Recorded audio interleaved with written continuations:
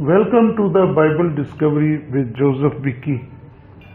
میرے عزیز بھائیوں اور میری عزیز بہنوں، جیسا کہ ہم نے ایک چینل شروع کیا اور میں نے کہا کہ اس کے بعد پیدائش کی کتاب کی ویڈیو بنائیں گے، تو آج ہم مل کر پیدائش کی کتاب کی موٹی موٹی باتوں کو سیکھیں گے یا سمجھیں گے۔ اس کے ہم خاکے پہ نظر رکھیں گے اور اس میں شخصیات کون کون سی تھی ان پہ نظر رکھیں گے۔ پیدائش کی کتاب بائبل میں سب سے پہلی کتاب ہے اور یہ وہ کتاب ہے جو موسیٰ کی کتابوں میں سب سے پہلے لکھی گئی کتاب۔ پیدائش بائبل کی پہلی کتاب ہے۔ اس کو شروع، وسیلہ، ذریعہ یا ابتدا بھی کہا جاتا ہے، جیسا کہ پہلی آیت میں لکھا ہے کہ خدا نے ابتدا میں زمین اور آسمان کو پیدا کیا۔ تو یہ اس طرح پیدائش کی کتاب شروع، وسیلہ، ذریعہ یا ابتدا بھی کہلاتی ہے۔ پیدائش کی کتاب تمام نوشتوں کا شروع ہے اور اس لیے نئے عہد نامہ میں بھی 17 کتابوں میں 60 دفعہ حوالے کے طور پر استعمال کیا گیا ہے۔ اس کے الہامی صحیفہ اور موسیٰ کے قلم سے لکھی گئی کتاب ہونے کا ثبوت ہمیں یسوع مسیح کی گواہی سے کافی حد تک ملتا ہے۔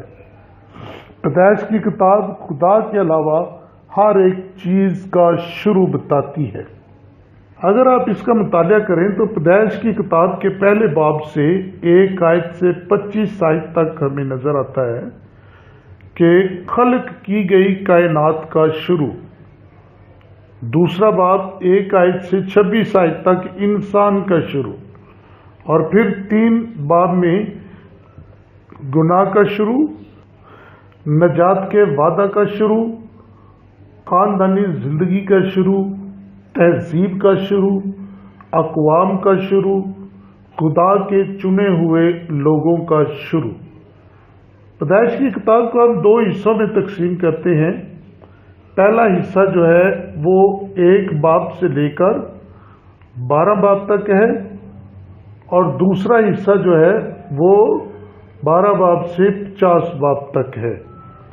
اس کے علاوہ پیدائش کی کتاب میں موت کا شروع، عدالت کا شروع، مذبح اور وغیرہ وغیرہ چیزوں کا ہم کو ذکر ملتا ہے۔ شریعت مسیح سے پہلے تھی اور یسوع نے خود بھی بیان کیا کہ موسیٰ کی شریعت تھی۔ تو یہ شریعت کی پہلی کتاب ہے۔ اس کا یسوع نے مختلف جگہ پر نئے عہد نامہ میں مختلف جگہ پر اس کتاب کے حوالوں کا ذکر کیا ہے۔ جیسا کہ میں نے آپ لوگوں کو بتایا کہ پیدائش کی کتاب کو ہم 2 حصوں پر تقسیم کرتے ہیں، تو جو پہلا حصہ ہے وہ 4 بڑے واقعات پر مشتمل ہے۔ ان 4 واقعات میں سے کیا ہے کہ دنیا کی تخلیق ہے، اور دوسرا واقعہ جو ہوا وہ ہے انسان کا گناہ میں گرنا۔ یعنی پہلے باب سے 2 باب تک جو وہ دنیا کی تخلیق ہمیں نظر آتی ہے، 3 باب سے 4 باب تک انسان گناہ میں گرا، کس طرح سے اماں حوا کو ورگلایا گیا اور اس کو وہ پھل کھانے کے لیے کہا گیا، اور کس طرح سے وہ شیطان کی باتوں میں آ کر اس نے پھل کھایا اور اپنے خاوند کو بھی کھلایا، اور پھر اس طرح سے انسان گناہ میں گرا۔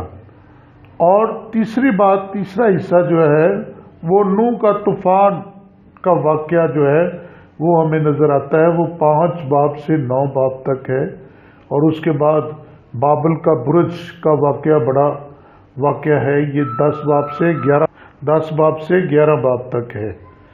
اور اس کے بعد بابل کا برج ایک ایسا واقعہ ہوا جس کی وجہ سے انسان کی زبانوں میں اختلاف پڑا، اور انسان کی اس کوشش کو خدا نے ناکام بنایا کہ جب وہ کہتا تھا کہ میں آسمان تک خدا تک پہنچ جاؤں گا، اور انہوں نے ایک برج بنانا شروع کیا، اور پھر خدا نے زبانوں میں اختلاف ڈالا جس کی وجہ سے ان کا کام ادھورا رہا۔ ابھی دوسرا حصہ جو ہے وہ ہے 4 بڑی شخصیات پر مشتمل۔ اس میں ہیں ابراہم، اسحاق، یعقوب اور یوسف۔ یہ 4 وہ شخصیات ہیں جو بنی اسرائیل کے لیے بڑی اہمیت کی حامل ہیں۔ کہہ سکتے ہیں کہ یہی وہ لوگ ہیں جو اسرائیل کے جدہ امجد کہلائے، یعنی ابراہم جس کو مرد ایمان کہا جاتا ہے، ابراہم کے ساتھ خدا کے وعدے ہیں۔ یہ پیدائش کی کتاب میں خدا کے ساتھ ابراہم نے یہ 7 وعدے کیے اور جن کو بار بار خدا نے دہرایا۔ ان میں سے پہلا وعدہ جو تھا وہ یہ تھا کہ میں تجھے بڑی قوم بناؤں گا۔ یہ خدا نے خود ابراہم سے وعدہ کیا کہ میں تجھے بڑی قوم بناؤں گا، اور اس کے بعد دوسرا وعدہ تھا میں تجھے برکت دوں گا۔ تیسرا اس کا وعدہ تھا کہ تیرا نام سرفراز کروں گا، اور چوتھا وعدہ جو تھا وہ یہ تھا کہ تو باعث برکت ہوگا، برکت کا باعث بنے گا۔ یہ وعدہ تھا خدا کا۔ اور 5واں وعدہ تھا جو تجھے مبارک کہیں ان کو برکت دوں گا، ان کو برکت بخشوں گا۔ یہ خدا نے وعدہ کیا ابراہم کے ساتھ کہ جو تجھے مبارک کہیں ان کو برکت بخشوں گا۔ اور 6واں وعدہ تھا کہ جو تجھ پر لعنت کریں ان پر لعنت کروں گا۔ یہ خدا خود کہتا ہے کہ میں ان پر لعنت کروں گا جو ابراہم کو لعنتی کہیں یا اس پر لعنت کریں۔ اور 7واں وعدہ کہ زمین کے سب قبیلے تیرے نام سے یا تیرے وسیلہ سے برکت پائیں گے۔ یہ وہ 7 وعدے ہیں جن کو خدا نے بار بار دہرایا، ایک بار نہیں، کئی جگہ پہ ان کو خدا نے دہرایا۔ اور عبرانیہ کے خط میں اس کا بڑا اچھا وہ ملتا ہے ہمیں، اور کہا جاتا ہے کہ ابراہم کو مرد ایمان کہہ کر پکارتا ہے عبرانیوں کے خط میں پولس رسول، کہ ایمان کے وسیلہ سے خدا نے ابراہم کو بے شمار برکت بخشی، اور خدا نے اپنے وعدوں کو یاد کیا، اور ابراہم نے خدا کے ان تمام وعدوں کو، یعنی اپنے وعدہ کرنے والے کو سچا جانا، اور بے شمار برکت میراث ملی۔ ابراہم کے بیٹا پیدا ہوا جس کو اسحاق کہا گیا، اور پیارا بیٹا یا فرمان بردار بیٹا بھی کہا گیا۔ اسحاق کے لیے دلہن ربکا کو خدا نے یہ کہہ کر برکت دی کہ تیرے پیٹ میں 2 قومیں ہیں، یعنی 2 قبیلے، 2 قومیں تیرے پیٹ میں ہیں۔ اور وہ کیا تھا؟ عیسو اور یعقوب۔ یہ اسحاق کے بیٹے جو ربکا سے پیدا ہوئے، یہ 2 جڑواں تھے۔ اب خدا ابراہم کے ساتھ کیے گئے عہد کو اسحاق کے ساتھ دہراتا ہے، اور اس کو یعقوب اور عیسو کی شکل میں وہ برکت دیتا ہے۔ اور وقت گزرتا گیا اور یعقوب اپنے باپ سے دھوکے سے برکت لینے میں کامیاب ہو گیا، اور جب یعقوب برکت لے چکا تو پھر خدا نے ابراہم کے ساتھ کیا گیا وعدہ یعقوب کے ساتھ دہرایا۔ 28 باب اگر آپ دیکھیں تو وہاں پتہ چلتا ہے 13 سے 15 آیت میں، اور خدا اس کو خود کہتا ہے، اور بعد میں خدا نے اس کا نام اسرائیل رکھ دیا۔ اس سے پھر 12 بیٹے پیدا ہوئے جو 12 قبیلے بنے، اور وہ تھے روبن، شمعون، لاوی، یہودا۔ یہ یہودا وہ ہے جس کے بارے میں جس کے نسب سے یسوع مسیح پیدا ہوا۔ یہ وہ یہودا ہے جو داؤد کا، یعنی جس کی نسل سے داؤد تھا، اور پھر یسوع مسیح پیدا ہوا۔ اس کے بعد دان، نفتالی، جد، آشر، اشکار، زبلون، یوسف اور بنیامین، یہی اسرائیل کے 12 قبیلوں کے جدہ امجد ہے۔ یعقوب کا نام تبدیل کر کے اسرائیل رکھا گیا۔ یوں بائبل میں بنی اسرائیل قوم شروع ہوئی اور 12 قبیلے بنے۔ ابھی جب یوسف کے بارے میں ذکر کرتے ہیں تو یوسف وہ ہستی ہے بائبل مقدس میں جس کے بارے میں ایک بھی بات منفی نہیں ہے، اور بہت ساری باتیں یوسف کی، حضرت یوسف کی یسوع مسیح کے ساتھ ملتی ہے۔ وہ یعقوب کا چاہتا اور پیارا بیٹا تھا۔ یوسف ایسا بیٹا تھا جس کو یعقوب دل و جان سے بہت زیادہ پیار کرتا تھا اور ہر وقت اس کو آنکھوں کے سامنے رکھنا چاہتا تھا۔ دوسری بات یہ تھی کہ وہ چند سکوں کے عوض فروخت کیا گیا اور مصر لے جایا گیا۔ مصر میں بے عزتی اور رسوائی کے بعد بڑا رتبہ ملا، اور یعقوب اپنے پورے خاندان کے ساتھ مصر میں داخل ہوا۔ جب بنی اسرائیل مصر میں داخل ہوئے تو میرے دوستو وہ صرف 70 لوگ تھے، 70 لوگ۔ اب یوسف پرانے عہد نامے میں یسوع کی ایک تصویر پیش کرتا ہے، اور وہ یہ کہ ہم اس کی چند مثالیں دیکھتے ہیں کہ دونوں اپنے باپ کے پیارے تھے۔ یعقوب کا پیارا تھا یوسف، اور یسوع اپنے خدا کا پیارا تھا، اپنے باپ کا پیارا تھا۔ دونوں چرواہے تھے۔ متی کی کتاب میں یسوع کیا کہتا ہے کہ میں چرواہا ہوں، اور یوسف چرواہا تھا۔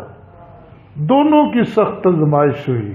یسوع کو شیطان کیا کہتا ہے کہ اگر تو مجھے سجدہ کرے تو میں پوری دنیا کا اختیار تجھے دے دوں، میں تجھے پوری سلطنتیں دے دوں، بادشاہت دے دوں۔ تو یسوع سے کیا کہتا ہے کہ اے شیطان دور ہو۔ تو اس طرح یوسف بھی مصر کے اندر اس کی بھی آزمائش ہوئی۔ جب یوسف کو چند سکوں کے عوض بیچا گیا تو وہ مصر میں آیا، اور مصر میں اس کو اسماعیلیوں سے پوتیفار نے خریدا جو فرعون کا حاکم تھا، اور اس نے خرید کر اس کو اپنے گھر میں رکھا اور وہ اس کے گھر میں رہا۔ اگر آپ اس واقعہ کو پڑھنا چاہتے ہیں تو اس سارے واقعہ کو پڑھیں تو آپ کو پتہ چلتا ہے کہ کس طرح خداوند نے اس کو سرفرازی بخشی۔ میں پڑھنا چاہوں گا 39 باب اور اس کی 2 آیت سے، اور لکھا ہے کہ اور خداوند یوسف کے ساتھ تھا اور وہ اقبال مند ہوا اور اپنے مصری آقا کے گھر میں رہتا تھا، اور اس کے آقا نے دیکھا کہ خداوند اس کے ساتھ ہے، اور جس کام کو وہ ہاتھ لگاتا ہے خداوند اس میں اسے اقبال مند کرتا ہے۔ تو خداوند اس کے ساتھ تھا، خداوند کا روح اس کا پیچھا کرتا تھا، اور جس کام کو وہ ہاتھ لگاتا تھا خداوند اس میں اس کو برکت بخشتا تھا۔ اب جب اتنا وہ خداوند کے قریب تھا تو ادھر شروع ہوتا ہے آزمائش کا پیریڈ۔ ایک دن وہ اپنے آقا کے گھر میں کام کاج کرنے کے لیے جاتا ہے، تو بڑا انٹرسٹڈ واقعہ ہے کہ خداوند نے کس طرح اس کو مضبوطی بخشی۔ تو اس کے آقا کی بیوی اس کو پکڑتی ہے کسی بری گندی نظر سے، تو وہ اپنا گریبان پیچھے سے چھڑا کر اس کے ہاتھ میں اور وہ بھاگتا ہے۔ تو اس سبب سے وہ دکھ اٹھا کر جیل میں چلا گیا، اور جیل کے بعد جب آزمائش کا وقت پورا ہوا تو خداوند نے اس کو سرفرازی بخشی، اور وہ مصر کا وزیر بن گیا۔ اعلیٰ مرتبہ پہ خداوند نے اس کو بلند مقام عطا کیا۔ اسی طرح ہم یسوع مسیح کا دیکھتے ہیں، جب شیطان اس کے پاس آیا اور شیطان نے اسے کہا کہ اگر تو جھک کر मुझे सजदा करे तो मैं तुझे दुनिया की सारी शान शौकत और ये जो ऊंची ऊंची बिल्डिंगें और इमारतें तू देख रहा है वो सब तुझे दे दूंगा। तुझे कुछ नहीं करना, बस मेरे कदमों में गिरकर मुझे सजदा कर। तो क्या कहा यीशु ने उधर? उसने कहा कि सजदे के लायक सिर्फ एक हस्ती है और लिखा है कि तू किसी को सजदा ना करना और ऐ शैतान दूर हो, मुझसे दूर चला जा। और जब खुदावंद इस आजमाइश से निकला तो क्या लिखा है उधर कि फरिश्ते आकर उसकी खिदमत करने लगे। तो आजमाइश से गुजरने के बाद जब आम जिंदगी में हम किसी आजमाइश से निकल चुके होते हैं तो खुदावंद उससे बढ़कर हमारे लिए आसानियां पैदा करता है, हमारे रास्ते हमवार करता है, हमारे रास्तों की सारी मुश्किलों को आसान करता है ताकि हम अपने गोल तक बासानी और बाहिफाजत पहुंच सके।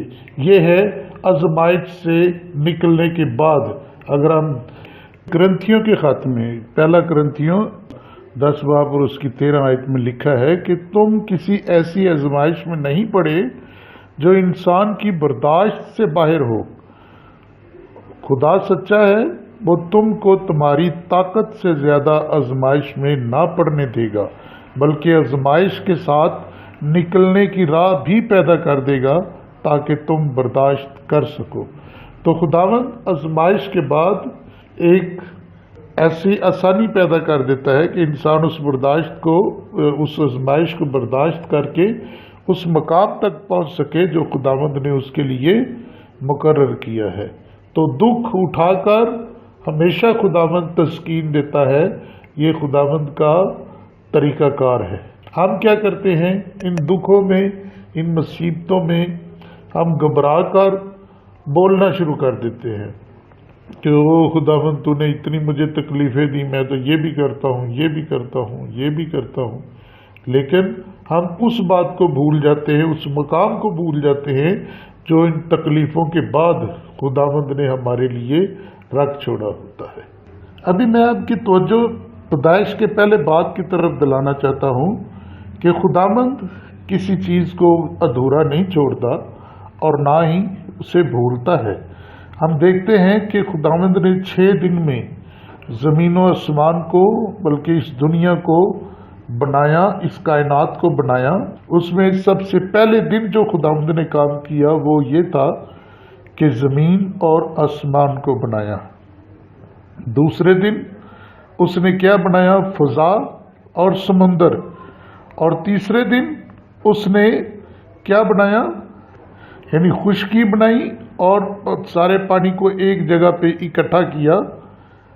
अब जो काम उसने पहले दिन किया था उसको तीसरे दिन जाकर फिर दोहराया।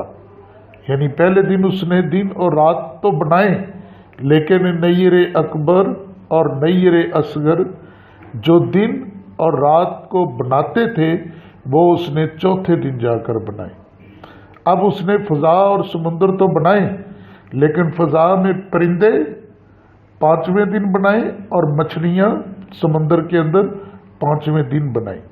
यानी हर दिन उसने एक एक हिस्सा खाली छोड़ा जो इंसान की समझ से बाहर है कि ये किस वजह से खाली, क्योंकि वो बताना चाहता है कि मैं किसी बात को अधूरा नहीं छोड़ता, क्योंकि मैं खुदावंद हूँ, मैं तुझे खल्क करने वाला हूँ। अब छठे दिन उसने इंसान को जब कंप्लीट किया तो क्या कहा कि अच्छा है। क्यों? कि इंसान को यानी मुझे और आपको उसने अपनी शबीह पर बनाया, अपनी शक्ल सूरत पर बनाया। तो जब हम खुदा की शक्ल सूरत पर है तो हम पे लाजिम है मेरे अजीज़ों कि हम उसकी सुनकर चले।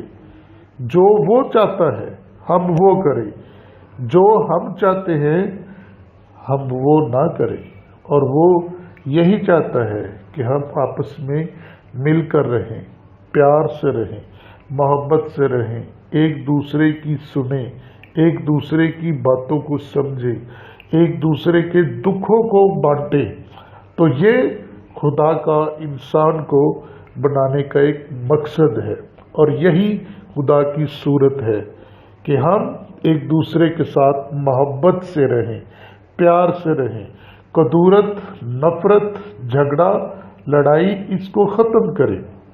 मेरी एक रिक्वेस्ट है कि जो भाई या जो बहन किसी के साथ किसी का कोई ऐसा मसला है कि किसी को लड़ाई झगड़े की नौबत आई हो, तो सबसे पहले उसकी सारी गलतियों को, उसकी सारी कोताहियों को भुलाकर आपस में मिल बैठने के लिए अपने आप को तैयार करें। तो खुदावंद ज़िंदगी में आपकी सब आसानियाँ कर देगा और आपकी सब मुश्किलें बहुत पीछे रह जाएगी। खुदावंद आप सबको बड़ी बरकत दे और मिलते हैं हम अगली वीडियो में। तब तक के लिए अपने भाई को इजाज़त दें। इस चैनल को सब्सक्राइब करें, लाइक करें, शेयर करें। और मैं आपके लिए बेहद शुक्रगुजार हूँ कि पिछली वीडियो में बहुत से भाइयों ने और बहुत से बहनों ने हमें हौसला अफजाई की, और आप भी ज़्यादा से ज़्यादा हमारी हौसला अफजाई करें ताकि इसी तरह की यूनिक वीडियो हम आप तक पहुँचाते। तब तक के लिए अल्लाह हाफ़िज़। अपना बहुत सारा ख्याल रखें और मिलते हैं अगली वीडियो में। खुदा हाफ़िज़। खुदावंद आप सबको बरकत दे। आमीन।